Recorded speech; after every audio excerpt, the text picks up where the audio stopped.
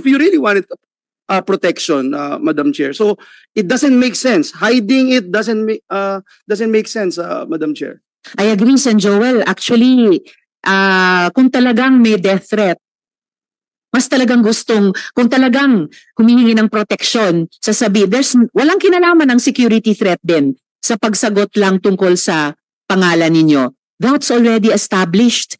The threat will not be made worse by confirming what is in documentary evidence. But in any case, gusto kong ipaalala sa iyo na ayon nga sa Supreme Court, in the case of the Office of Court Administrator VU, the right to self-incrimination does not prohibit legitimate inquiry in non-criminal matters. Ad nauseam na po ito.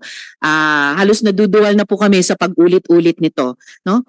Alice Guo, ladies and gentlemen, is continuing to lie to this committee despite glaring evidence that she is a Chinese national named Guo Huaping, whose father, Jian Zhongguo, is Chinese, based on her own declaration in this committee, and whose mother, Lin Wenyi, is also Chinese, based on her own declarations in bank documents, by the way, verified by the AMLAC.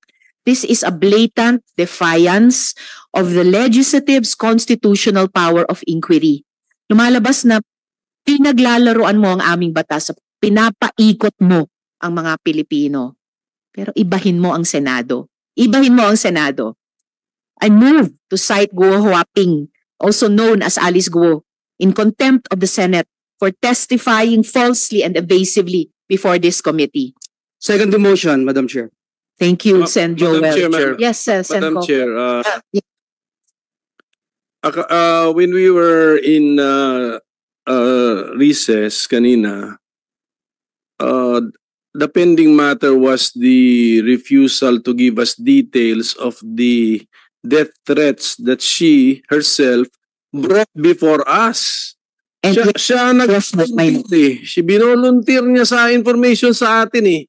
Then pinupurso namin ayaw mong sagutin. Ngayon, I think the prevailing sentiment is hindi siya makahingi ng executive session. Sagutin niya ngayon lahat. Yung kasi kung totoo naman na may death threat ka, na-monitor ka na rin nung nagbigay ng death threat sa'yo, kahit mag-executive session, di alam na rin yan, sinabi mo na rin sa amin, ikaw pa rin yung source. Kaya hindi kami papayag sa executive session. Ngayon, ang prevailing sentiment, if I'm not mistaken, is you have to answer the questions relating to that particular subject matter na ikaw mismo ang nag-voluntaryo palabasin sa hearing na ito. Inumpisa ni Senator Bato and then si Senator Jinggoy.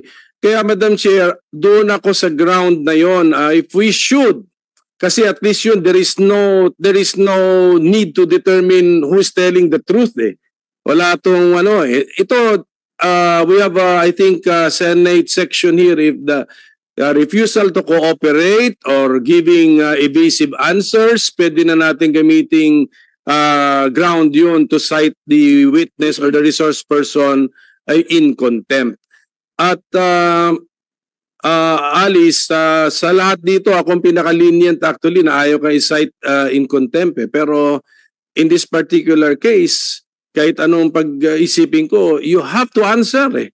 You have to answer, and if you want if we require you to answer publicly, you have to answer. You can invoke a right, pero pag-usapan namin yun. But when we deny that you are not entitled to such a right, then you have to answer. Otherwise, mako-contempt ka talaga.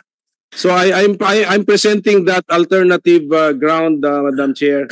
If we can use that, kasi parang pagkalap ko nung nag-break tayo, that was the hanging matter na release ni Senator Bato, followed up by Senate President Pro Tempore. I know. Actually, there are two hanging matters. Isa na yung tungkol sa death threat na yan. Pero higit pa doon, yung question ng identity. Dahil proven na ng NBI at proven na ng isa pang ahensya na Alice Guo at Guo Huaping, iisang tao lang kayo. At yun yung patuloy na pinagsisinungalingan mo sa komiteng ito. Therefore, the chair is citing Alice Guo alias Guo Huaping in contempt as seconded by Senator Joel. Madam Chair, SP Pro Tem Jinggoy. let's give a last chance for her to answer the question. Answer, Alice. Ikaw ba daw si Guo Huaping? Madam Chair, Sen, pasensya na po talaga. Ako po, si Alice Guo po. Okay, well, pasensya din po. The chair cites Alice Guo alias Guo Huaping in contempt of this committee. As